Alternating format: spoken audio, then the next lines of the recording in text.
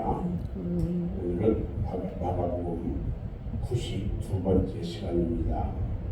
오늘은 마가복음 14장 43절로 52절 말씀 중에서 성경을 이루려 함이니라, 이런 제목으로 함께 말씀의 은혜를 나누려고 합니다. 예수님은 겟세마네의 기도를 마치신 후에 성경을 이루려 하시려는 결연한 자세로 무리들 앞에 다가섰습니다. 예수님은 육신이 피곤하고 그래서 잠을 자고 있는 제자들 앞에 딱 왔을 때 가룟 유다가요, 이미 제사장들과 서기관들과 장로들에게서 파송된 무리들을 거느리고 예수님 계시는 그곳으로 가까이 오고 있었던 겁니다. 우리 예수님께서요, 지금 파송된 그들이 오고 있는데 그들을 피하려고 하지도 않았고 그들을 대항하려고 하지도 않았어요. 그들에게 순순히 잡히셨다는 거예요. 순순히 잡히고 앞으로 일어날 일들을 다 알고 계시기 때문에 지금까지 겟세마네 동산에서 기도하셨고 땀방울이 핏방울이 될 때까지 기도하셨던 거예요. 우리 주님은 지금 겟세마네 동산에서 기도하고 내려오시면서 내가 저들에게 잡히는 것도 성경을 이루려 하는 거다. 성경이 이루어지게 되기를 바라면서 저들에게 왔고 잡혔다는 거예요.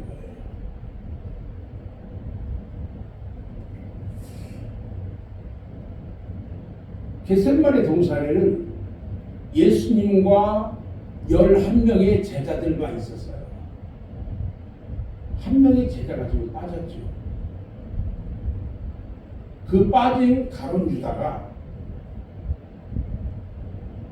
대제사장과 서기관과 장로들이 보낸 무리들과 함께 예수님을 잡으러 왔어요.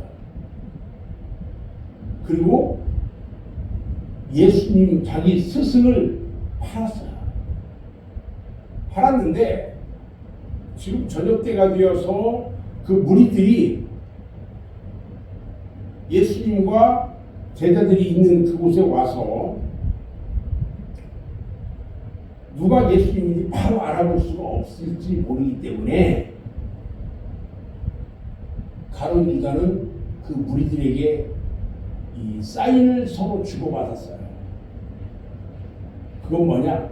내가 랍비어하고 입맞추는 사람이 바로 그다. 예수다.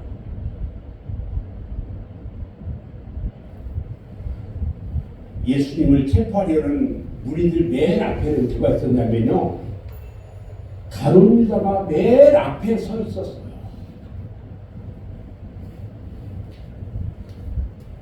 당신의 스승을 잡기 위해서 맨 앞에 서서 그 무리들과 함께 달려왔다는 거예요.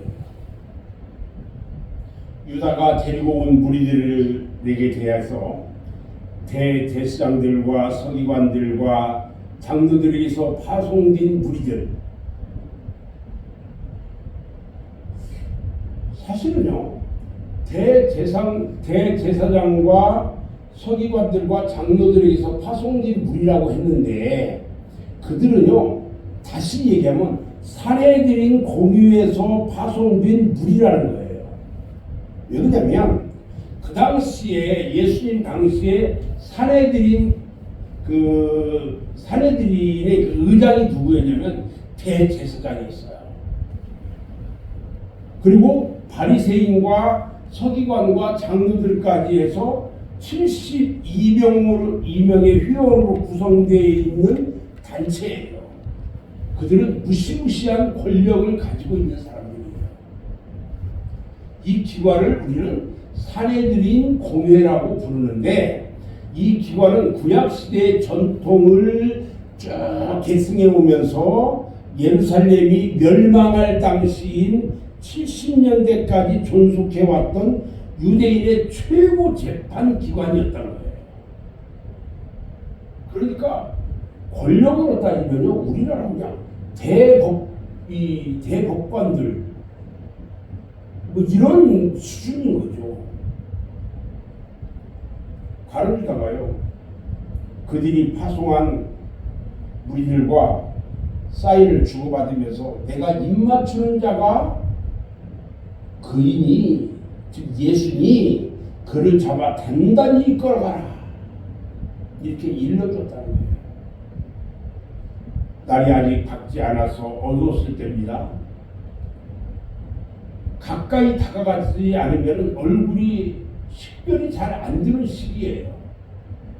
더군다나 여러 명의 제자들과 함께 계시는 예수님을 빨리 구별해서 체포하지 못하면 혹시 놓칠지도 몰라요. 그래서 이 사람이 예수다 하는 정확한 정보가 필요한 거예요. 그 일에 누구보다 잘 알고 있는 가룟 유다, 그가 앞장서서 체포의 대상인 예수님께 입맞추는 것으로 군호를 짰다는 거예요.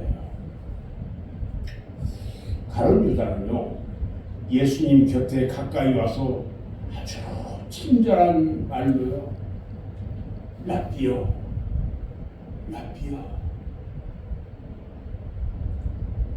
그리고 예수님에게 다가와서 입을 맞춥니다. 그 당시에 입 맞추는 일은요, 사랑과 존경의 표시로 나타내는 그 당시 사회의 일반적 인사였다는 거예요. 또 우리는 막 그렇게 하지 않았는데 다른 많은 나라들이 서로 만나면 같이 입 맞추는, 그리고 볼을 대는 여러 가지 인사법들이 있죠. 우리는요, 이 가룟 유다로부터 역사상 가장 간교한 입맞춤을 보게 된 거예요. 지금 당신의 스승을 은 30에 팔아 넘기면서 하는 입맞춤, 이건 너무나도 간교합니다. 이처럼 가룟 유다는 자기 스승을 파는 일에 입맞춤으로 마무리를 했다는 거예요. 예수님은 그의 거짓된 배신의 입맞춤을, 우리 주님 배신의 입맞춤을 허락했다는 거예요.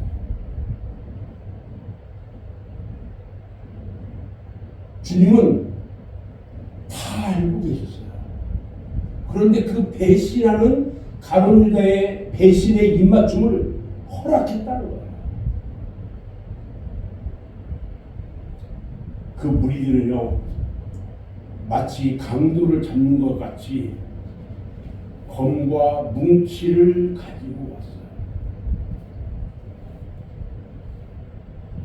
그들은 예수님을 다른 곳에서 잡을 수도 있었어요, 사실은.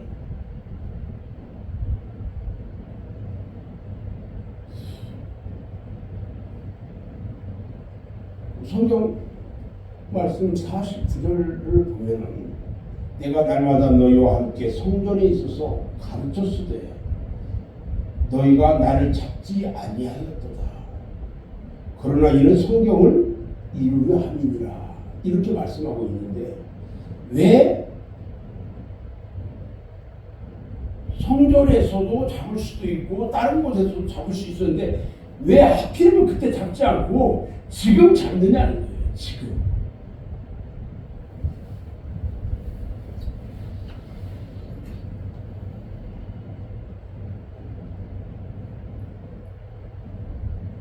우리 주님은 성경을 이루려 함이니라 이렇게 말씀합니다. 여기에는 여러 가지 의미가 들어있어요.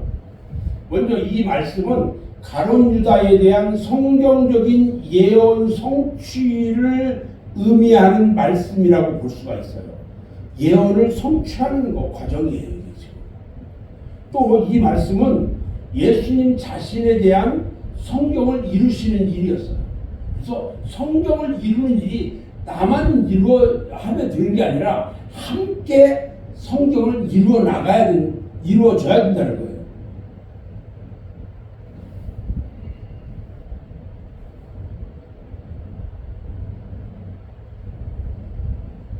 우리는요, 지금 겟세마네 동산에서 기도하고 주님의 마지막 기도를 끝내고 내려오시면서 잡히시는 주님의 모습을 지금 보고 있어요. 자, 그런데 우리가 여기서 생각해야 될 게 하나 있어요. 지금 예수님과 함께 있는 사람들이 누구예요? 제자들이에요. 지금 사내들인 공유에서 보낸 그 무리들에 의해서 예수님이 지금 붙잡히고 있어요. 붙잡히고 있는데 제자들의 모습은 어떠냐는 거예요. 지금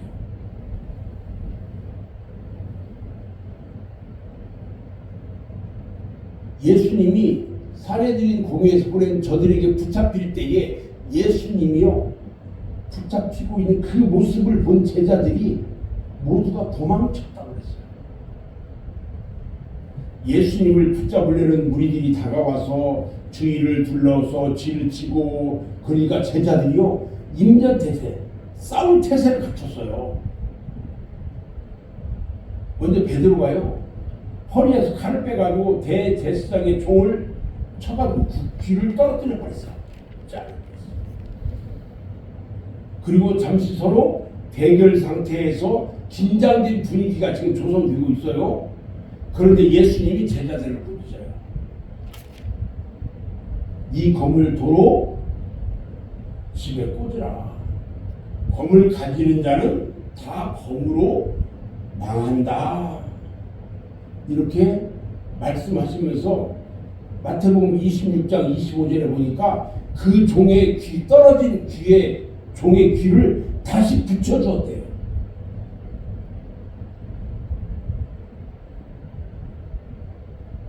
그곳에서도 우리 하나님께서 마지막 역사가 이루어지는 거예요. 기적이 일어나는 거죠. 우리 주님이 계시는 곳에는 항상 기적이 일어났어요.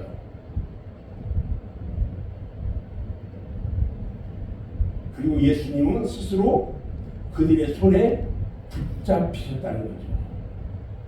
일이 이쯤 되니까 제자들이요 싸우고 할 만한 그 도전을 포기하고 새로운 이 생각들이 막 여러 가지 생각들이 나는 거야. 그러면서 지금 내가 여기 있어도 되는가? 지금 저들이 나를 가만 놔두지 않을 건데 뭐 이런 생각들을 하는 거예요. 그러면서 그들이 취할 수 있는 것이 뭐였냐면 도망가야 돼요. 예수님, 우리 스승도 지금 저들한테 꼼짝 못하고 잡히는데 나도 잡히면 죽겠구나 하면서 도망갔다는 겁니다.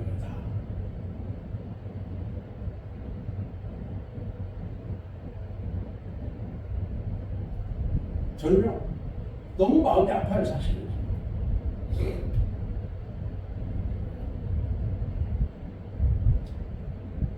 붙잡히는 이 스승을 보고 지금까지 그렇게 따랐던 그들이 3년 반 동안 얼마나 따라다니면서 주님을 말씀을 들으면서 훈련받고 이 기적과 이적을 체험했던 그들이요 예수님 잡히는 순간에 다 도망가 버렸다는 거예요. 자기 죽을까 봐.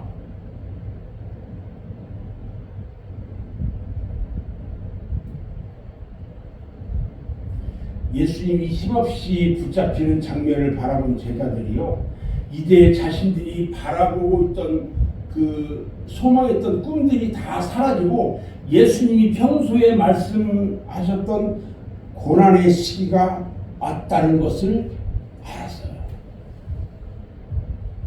그리고 그들은 이 같은 일에 대해서 아무런 준비가 없었거든요. 예수님은 마지막 겟셋마네에서 마지막 기도를 마무리하고 이 일을 지금 준비하고 오셨는데 제자들은요 거기에서 졸다가 그리고 내려왔어요. 준비되어 있는 게 아무것도 없어요. 위급한 처지에서 그들이 취할 수 있는 가장 최선의 방법이 뭐였냐면 도망가는 거였다는 거예요. 성경에요. 다 예수를 버리고 도망하느라 그랬어요. 예수님의 제자들은 이처럼 쉽게 그들의 선생을 악한 무리들의 손에 내어 맡긴 채 도망했어요. 그런데 그들 가운데 벗은 몸으로 도망친 한 청년에 대한 모습을 보여주고 있어요. 51절, 52절에 참으로 희귀한 내용이 나와 있어요. 그러면서 실속, 웃음이 나는 그런 장면이 나오는데 51절, 52절 말씀 같이 한번 읽어봅니다. 시작. 한 청년이 벗은 몸에 배 혼이불을 들고 예수를 따라가다가 무리에게 잡힘에 배 혼이불을 버리고 벗은 몸으로 도망하니라. 그러니까 배 혼이불만 하나 이렇게 딱 아래 걸치고 있었어요. 그런데 저들한테 잡히면서 이 몸을 잡을 수 없으니까 그걸 잡았겠지. 그러니까 잡으니까 확 이게 벗어진 거야. 그러니까 발가벗은 몸으로 도망했다는 거예요. 그런데요, 성경학자들은 많은 사람들이 이 혼이불을 들고 있다가 벗겨진 이 청년이 오늘 우리가 지금 보고 있는 마가복음을 기록한 마가일 거라고 생각하고 있다는 거죠. 마가가 이 성경을 기록했을 거다. 그러면서 자기의 그 당시의 모습을 간략하게 여기에 기록했다는 거예요. 저는 이제 오늘 말씀을 마무리할 건데요. 그들은요, 주님과 함께 영광을 누릴 일에 대한 소망은 가지고 있었어요.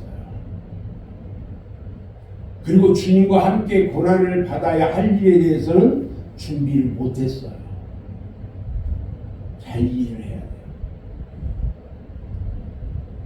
주님과 함께 영광 가운데 있기는 원했는데 주님과 함께 고난 받을 거에 대해서는 준비를 못했단 말이에요. 사람들은 대부분 좋은 일, 영광 가운데 있는 일을 소원해요. 그리고 힘들고 어려운 일은 안 하려고 해요. 지금 그 얘기를 하는 거예요. 우리는 이 두 가지 사실에 대해서 분명한 신앙적 자세를 가지고 준비를 해야 한다는 겁니다. 우리 믿음의 사람들은 나는 어떤 모습 가운데 있어야 할 거냐. 하나는 주님과 함께 영광을 누리기 위해서는 그와 함께 고난도 받아야 한다는 사실이에요. 아멘.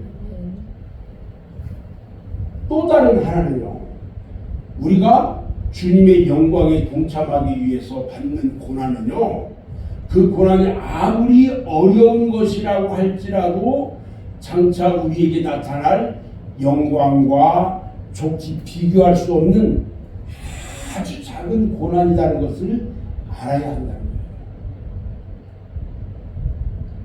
주님의 영광에 동참하기 위해서는요, 아주 작은 고난, 그 고난을 우리가 받아야 한다는 거예요.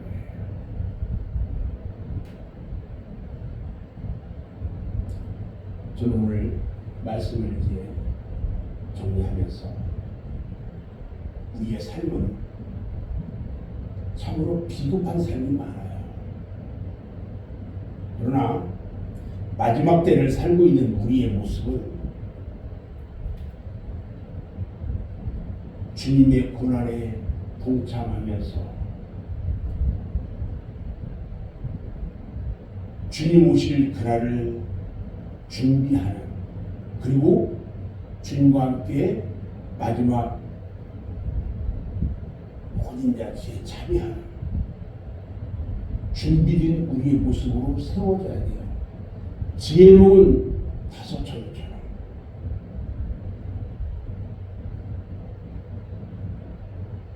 우리가 등과 기름을 잘 준비해서 주님 오실 때 주님과 함께 혼인잔치에 들어갈 수 있는 우리 모두가 되어지기를 주님의 이름으로 축원합니다.